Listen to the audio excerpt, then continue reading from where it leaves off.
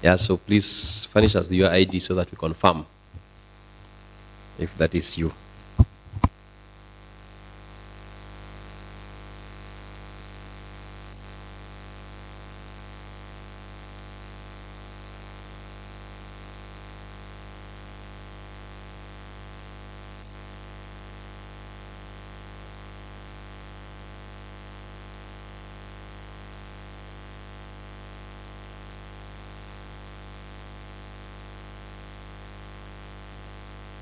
Now, this is the appointment committee of the Kisumu County Assembly.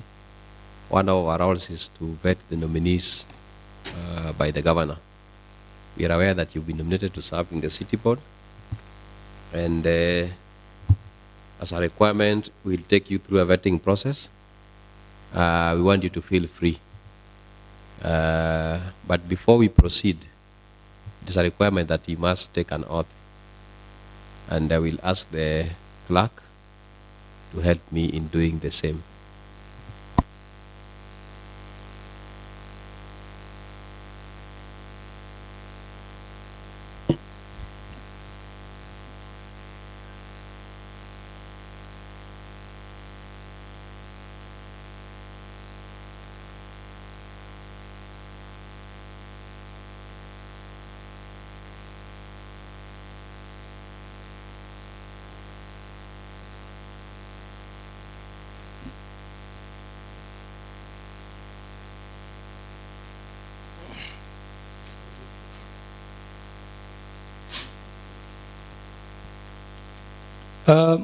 I, Mr. Kenneth Nyangaga, do solemnly and sincerely swear that every word that I shall utter before this committee is the truth and nothing but the truth, and that every statement and declaration that I shall make shall be made conscientiously, believing the same to be true and according to the Oaths and Statutory Declaration Act. So help me God.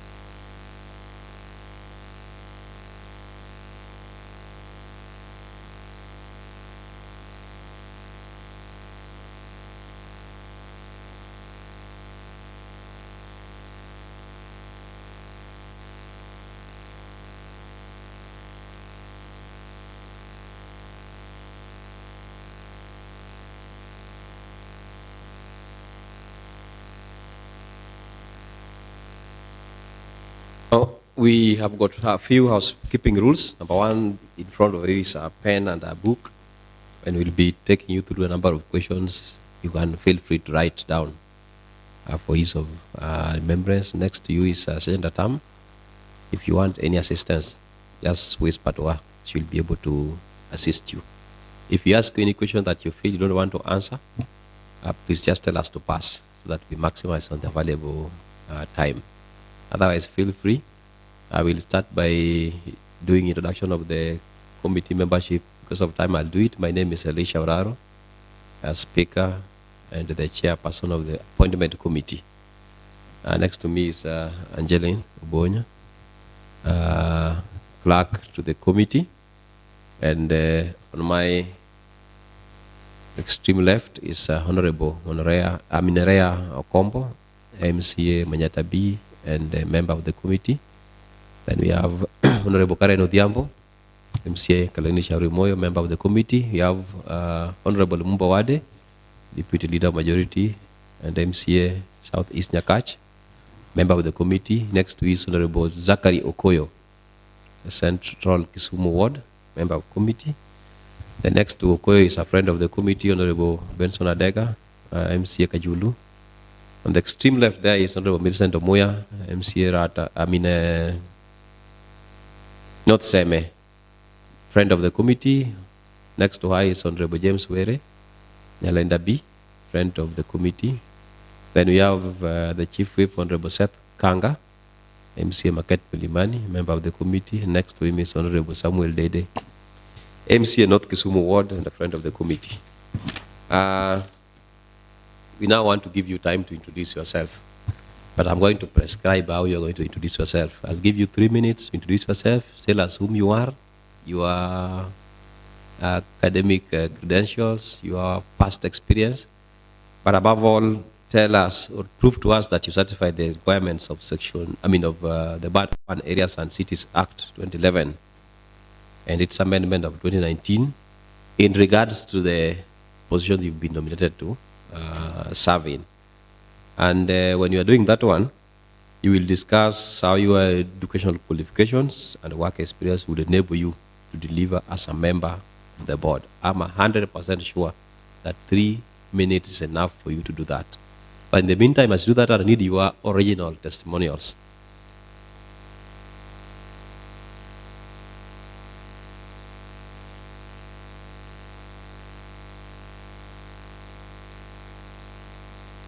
So your 3 minutes starts now.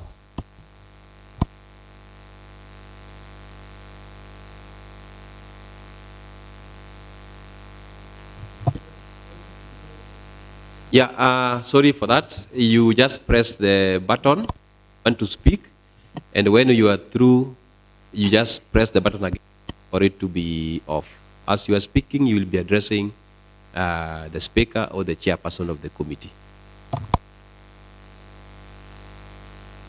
Thank you, Chair, of this committee and the members of this committee.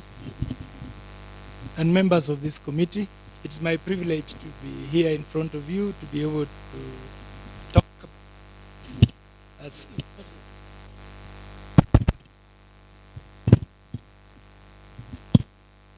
Just on nominee. Yeah, thank you very much, Mr. Chair, and the members of this committee for allowing me to be here so as to speak about myself as a nominee of this Kisumu City Board. My full names are Kenneth Nyangaga. I have credentials next to my name. I'm an engineer by profession. I was born 60 years ago in this city of Kisumu. I went through my initial education in the city of Kisumu. I went to Magadi Primary School.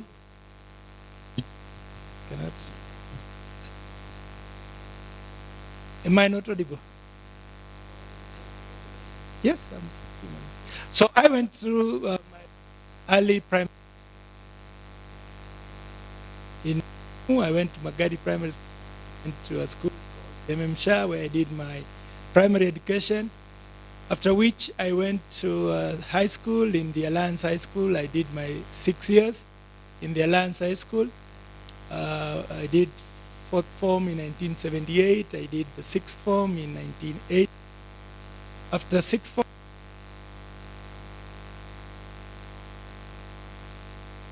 engineering, I graduated the year 19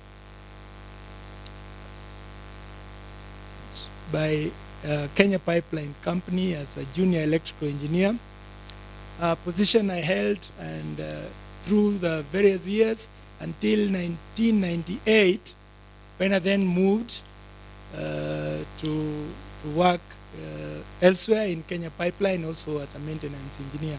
In the year 1996, I graduated again from the University of Moi Moi University with a master's in business administration. My working life has been through Kenya Power for about 17 years. Then I moved on to Kenya Pipeline. I worked in Kenya Pipeline for again another 20 years until 2022, when I actually completed my 60 years of employment with the public sector. Then now I retired and come back home, where I've been staying, and I live here within the city. I am a father. I am before being a father, I'm a husband, a father, a grandfather, and of course a community leader from where I come. Having now I'm a community leader. My experience in the working life, I've done a lot of work with infrastructural development and policy making in various capacities in the public sector. I've been members of several boards. I'm a member of the Ken Pipe Soccer Board. I've been a board member also of the local schools, like in where I come from. My village is in Semerata. That's where I come from, and I'm a member of the board of the local secondary school there. So I'm a village leader, and I've worked in those. In my working life, I've done a lot of projects for the organizations that I work for. I work with stakeholders. I work with the people. I am able to lead organizations and set up policies that are able to steer those organizations through what they delve to do as a strategy. I can develop strategies.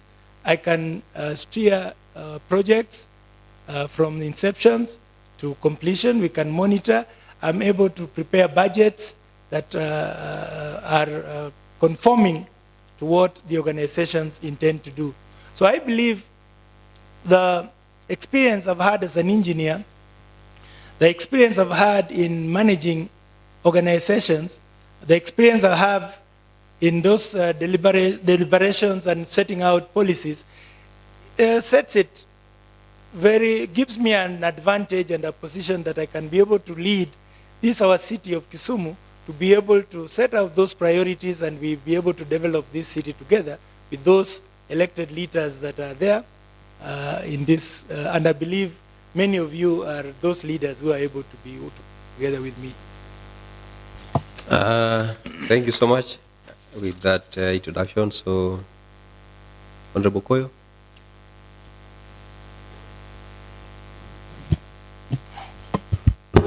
Thank you.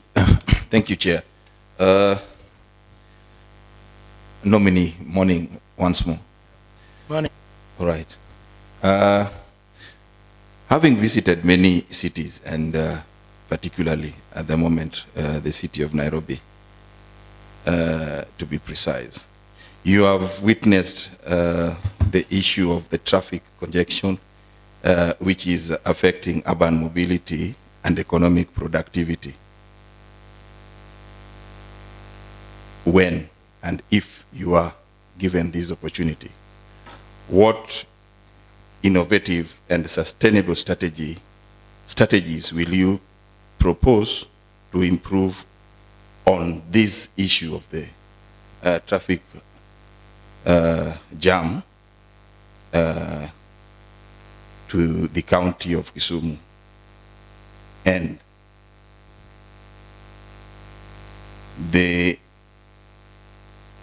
what will you do to the population, the vulnerable population, like the pedestrians and the cyclists? What would you propose?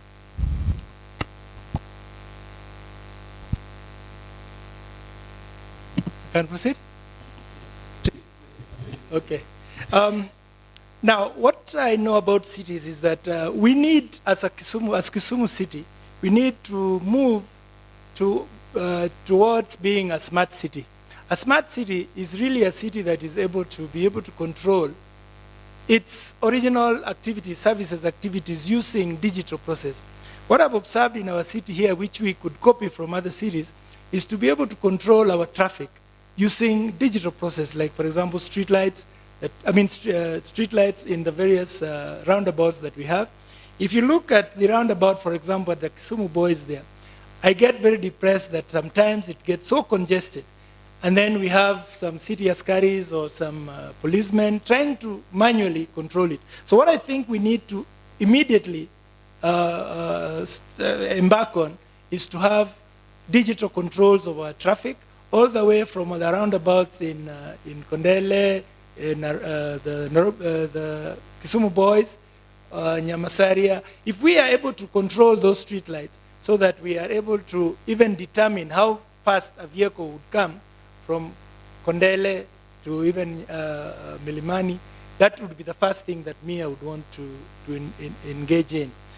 The vulnerable people, if we could also have in our streets footpaths and cyclist paths, so that we don't have everybody moving on the same route.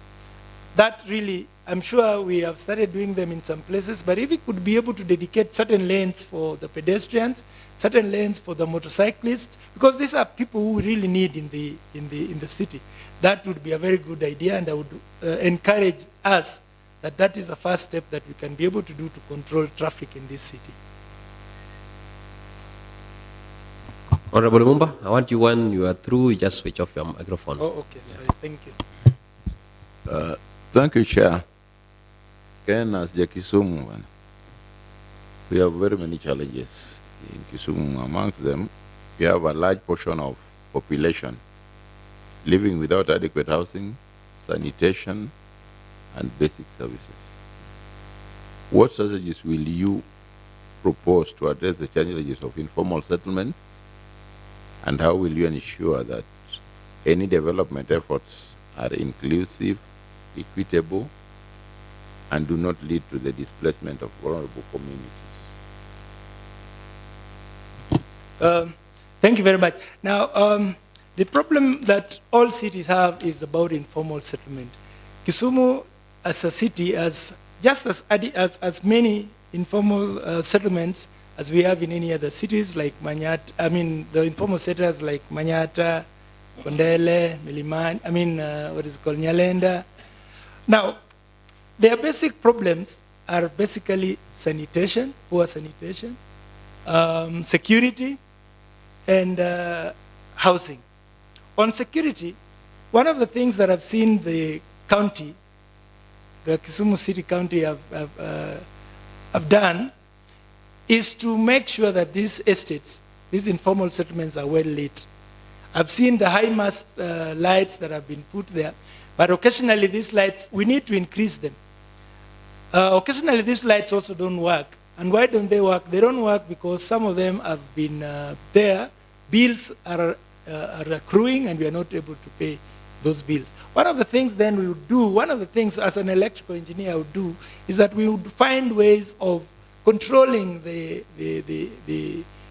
amount, the amount of money we pay towards these activities. Because revenues also is a challenge in any other community. So if we can be able to control, and there are digital ways of controlling. One of the things I've observed in many places when I go, these lights are even on at the wrong times of the day. Of course, naturally, this will consume money. So what you could do is control the lighting, put them to light physically when they can, when they are needed, which means a certain time of the night, and they close automatically at a certain time of the night. So that will improve security that those informal sectors face, and of course extend. You as a city, we have put them in various places, but we need to extend them so that they are almost, the whole city can be well lit. And of course when we do that, we shall also enhance economic activities, because people can be able to even do their businesses 24 hours or more. Sanitation. Sanitation is also a problem, and we need to encourage it. What I have seen in the city is we are extending our system of sanitation. We have the sewer lines. We need to actually extend our sewer lines through these all informal sectors, informal centers. I have seen that is going on. We need to extend it so that living in these places can also be bearable. So we need to extend it, and it will be a source of revenue also for the city, because as you extend these sanitation problems, we'll be able to even get revenue, because if you extend it, some people will be able to pay. Those same residents will be able to pay towards this. So that is what I would encourage, that we do extend the sewer lines and sewer system to cover almost everybody in those informal sectors. Housing. Housing, these informal sectors, you know, in cities, informal sectors is a support for the city. The workers live there. What we need to do is that we encourage building of affordable houses in these informal areas. These informal houses can be either engaging or encouraging the members, the people who live in these places, to be able to get even affordable small loans that they can be able to develop and build their own houses. But we can also encourage the city to build affordable houses in these informal areas so that they can cheaply be rented out to these residents of the informal sectors. So I would be able to encourage cheap housing, sanitation, that is sewer lines, and then adequate security by enforcing lights in the various and safe areas of our city. Those are the three things I would address immediately. I get here if I'm recommending. Honorable Caren.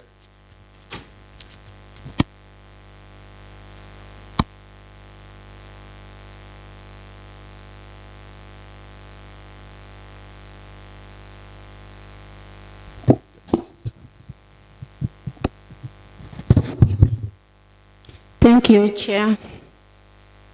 Mr. Nyangaga, as you know, as Kisumu City continues to develop, managing urban sprawl and ensuring efficient land use are critical to maintaining the city's sustainability.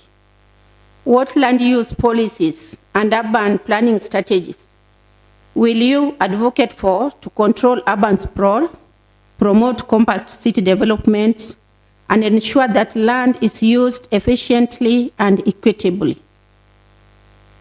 Yes, Kenneth, 1 minute. Thank you. The use of land, controlled use of land, will be a greatest mandate of the city board. What I would then encourage if I get into this board is I encourage that city planning guidelines are adhered to strictly. City planning guidelines states that you have specific areas for specific purposes. So we will be able to ensure that markets are set in strategic places, housing units are set in specific estates, and even those estates, we have proper guidelines on road services, water services, so that even in case of any problems, we are able to access these places easily and equitably. So proper land use, we shall ensure that the proper city planning is adhered to and maintained in the city as we want it. Thank you, Mr. Nyangaga. Mr. Nyangaga, I have two very simple questions for you. Number one, seeing your CV, I can tell you are 62 years old today, 2 months and 14 days. What is your opinion on the Gen Z uprising, on the youth joblessness vis-a-vis hiring of retirees into public offices in the lenses of the Public Service Commission Amendment Bill of 2019? Number two, what is your understanding of the defunct municipal councils and the city board in relation to their powers and mandates? 2 minutes. Kenneth. Keep forgetting. Mr. Chair, Gen Zs have a very valid expression that they want.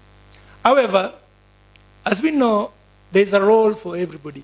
If, for example, today I graduate from the University of Nairobi or any other university as a Gen Z, I would probably be like 20. When I graduated, I was 22 years old. If I went to work, even if I was elected, I'll give you a basic example. Even if I was elected to be here, there are certain roles that we can do by experience that we have. So I would not say that I'm taking a place of a Gen Z. A Gen Z would come into this organization and there's a role. He will start on as a young engineer and he will grow, he will develop himself. So there is a stage for everybody. There is a position and a place for everybody. Me, as a person who has worked through all this, I have a lot of experience in policy making. I have a lot of experience in visiting even other cities. I have a lot of experience in how we can handle activities of an organization like this. That does not mean that a Gen Z who is 24 years does not have a role. He comes in at a certain level and takes over. And this baton is passed on to the future generations, and he will also get to my age at one time and become a leader in the kind of position that I am in. So they are fighting a good cause, but all we are saying is that let us all have a role for the building of our nation, and each person, as an adequate role. The problem would be if I am here, I have another job here and another job here. But if we all just have adequate positions that we can be able to deal with, that is still acceptable. And I'm sure the Gen Zs are not fighting that. Secondly, the defunct municipal board. The difference between our municipal board and the city board. First of all, these cities and municipality are regulated by the number of residents. Like now, if we talk about a city now, we are, Kisumu City has a population of about 500,000 people. So then it means that the services that you're providing to these people is different from the former municipality. It's growing. But their mandate really is just about the same. If you look at the city now, the boundary of the city is a lot wider than the defunct municipality. We have more people that we are going to serve. We have services that we need to provide are now extensive. We have the CBD, we have the extended. So the roles would just be an extension of what the municipal used to do, but in a wider area. So the services we're going to give is to a bigger population than the municipality used to do, with emphasis to automation.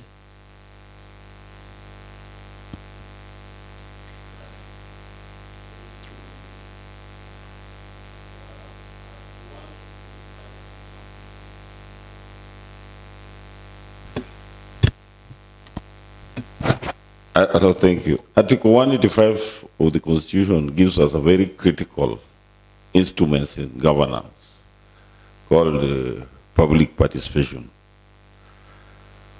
What is your opinion on the principle of public participation as a necessity in governance as far as management of the city is concerned?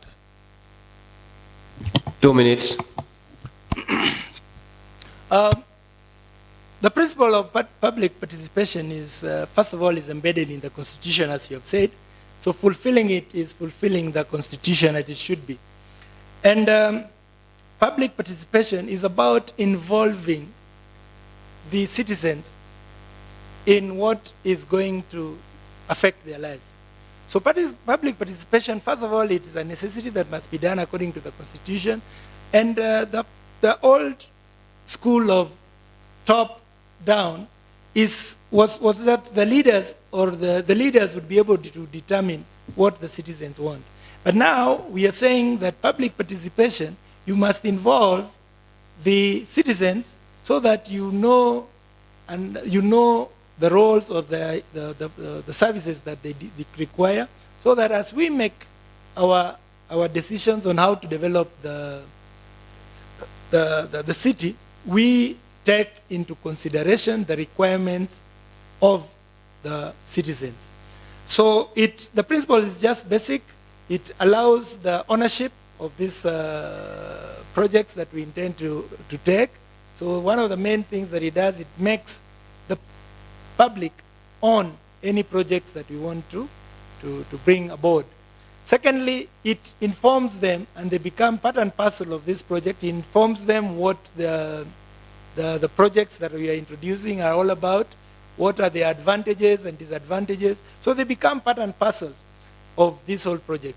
Accountability is one of the things. You become accountable to all the process that we need to introduce into to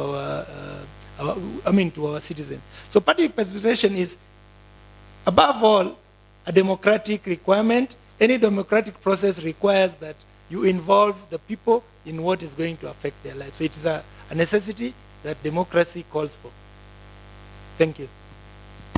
Now, Kenneth, where you said your residence is which village? Rata.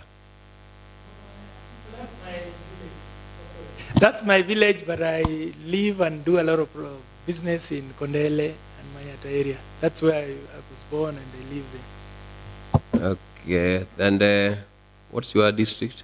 Your home district? My home district is Kisumu district. Which district is that? Kisumu district. Am I getting confused? I come from Seme sub-county, that's Kisumu County. Okay.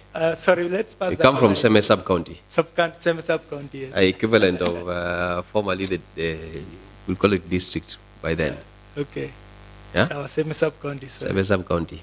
Right, sir. In Rata village. Correct, sir. Your district of birth? Or sub-county of birth? My sub-county of birth is in Kisumu City, because I was born in. Which is your sub-county of birth? It's confusing me because as I see in the old times, we used to say Kisumu County, so I beg. Okay, this is a straightforward question. Yes. What is your county of birth?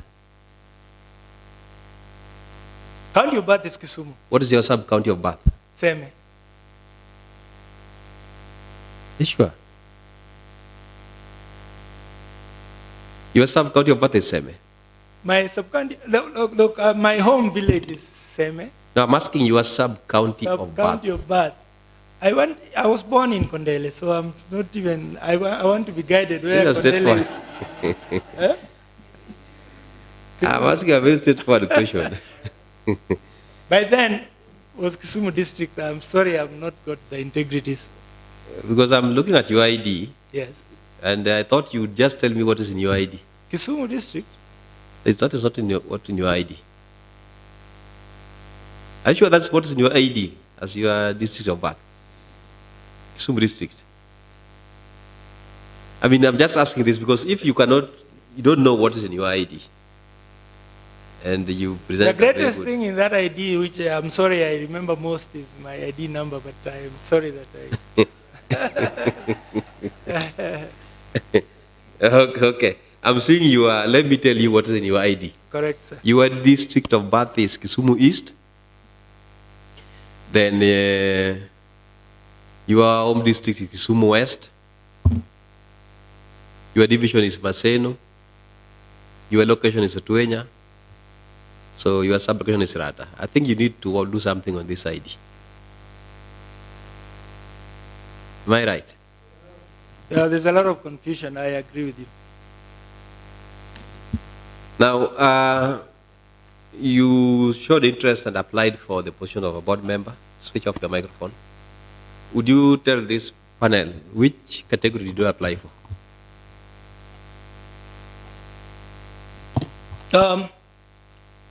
During the application, I did apply on category. We were told in this application that you specify. I specifically applied for. There was a portion that would be a nominee of the governor. Which category is that?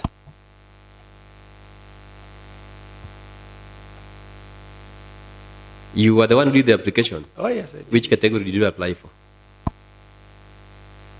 I think it was on the nomination of the governor. How many wards are in Kisumu City? Kisumu City has 14 wards. And you give us 6 of them.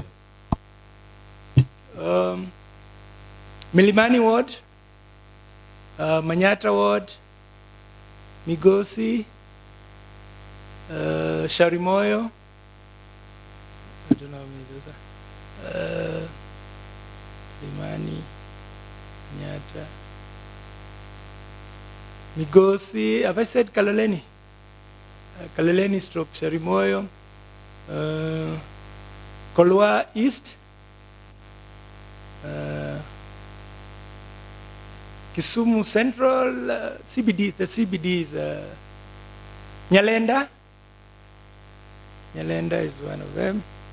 Let me write them, then I can be able to. Nyalenda, Manyata. Can you just tell me the wards in the city? I only want 6, not the 14.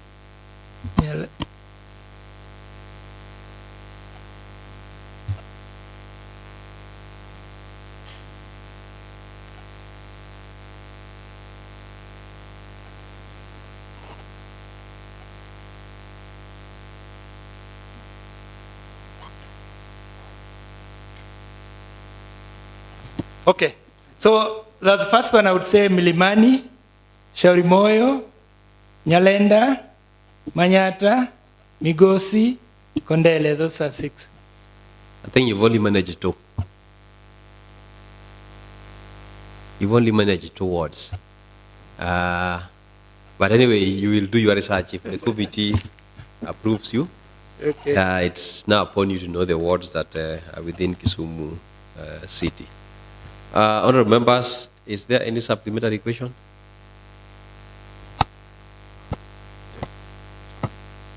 Honorable Zah?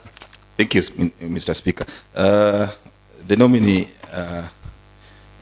I heard you, through the chair, I heard you said you are a member of various board, secondary school boards. Have you done any pro bono or charity work for the community, by extension, the Kisumu County? Yeah, I'm a member, for example, I'm a member of the Rata Secondary School Board. I do a lot of pro bono work there. One of the things I've ever done is I have 10 number of students that I support in that school. I support them by extension.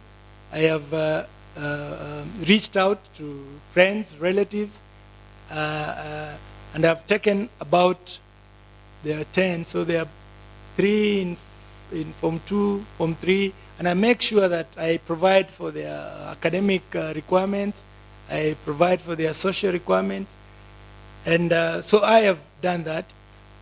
In my own home in the village there, they come every Sunday, all the 10 of them, and some of the things that we do is we encourage them to learn some social work. I engage teachers for them, and they come and do tuition for them. Some of these were students who were very disadvantaged, and I'm glad to say the system of choice is that they were disadvantaged, but they were also bright students within that school.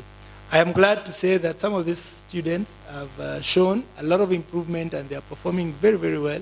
So those are the kind of things that I've done as an example to the schools that I am a board member. Kenneth, 3 last questions which are straightforward. What is your net worth? My net worth should be about, I did add it, about 98 million. Comprising of? Comprising of land, building, vehicles, bonds and shares in my cooperatives. Okay. Now, you were requested to submit your questionnaire, and one of the requirements of the questionnaire was your copies of your transcripts or certificates, let me say your testimonials, and you are supposed to have a certified copy. So in as much as I've seen your original certificates, is there any reason why you saw it not fit to certify the copies? I believe my copies, unless the one you have is not certified, but all the ones I presented, I believe that were certified. If you look at copies, you know, we were taking photocopies, so probably it's just the copy which is not clear. But I have no reason to not to certify because they are authentic. I have a copy. I'm able to check whether, but I thought I did it. What I have here, a number of them are not certified. Though I confirm that I've checked them alongside your original testimonials. So, but I'm assuming that if I didn't have the original testimonials, it could be very difficult for me to know. Chair, what I have is a photocopy, but it's certified, some of the testimonials. I don't know how you consider the photocopy of a certified as certified. I'm just bringing it to your attention so that you can do further verification. Thank you, Chair. Yeah, but I confirm that we have checked the original testimonial. So, Kenneth, we come to the end of this vetting. We have your documents. We will retreat and look at them thoroughly. So it's upon the committee to make a decision whether they are agreeing with you or not. Otherwise, I want to give you an opportunity if you have a question, a comment, just in 1 minute. And as that you do that one, I want the Senate attempt to give back the documents to the nominee. Otherwise, we wish you the best. It's your time. Chair of this committee, as I said in the beginning, it's my privilege to have met you. Some of you are my representatives. I've never met them physically, and now I see them. Like I see my member there of Manyata. I've seen a lady there who comes from my village. And I've seen Lumumba, is somebody I've met in my life. So it's my privilege to have met all of you. Honorable members, I'm sorry, I'll get used to those terms as the time goes on. However, it will be my privilege and pleasure to work with this. I have what it takes, and it is now a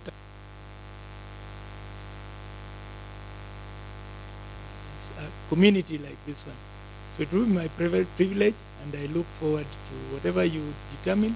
I look forward to working with this city of ours. Thank you very much.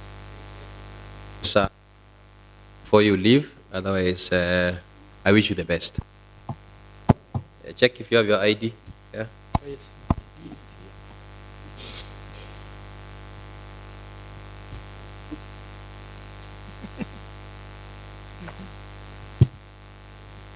Let's see.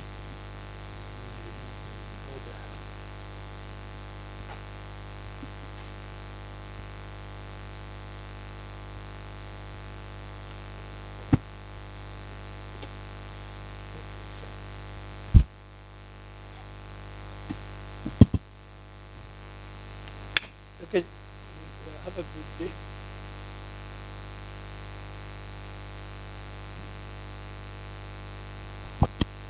Ensure that you work on your form. We have got 5 minutes to transition, so work on the form.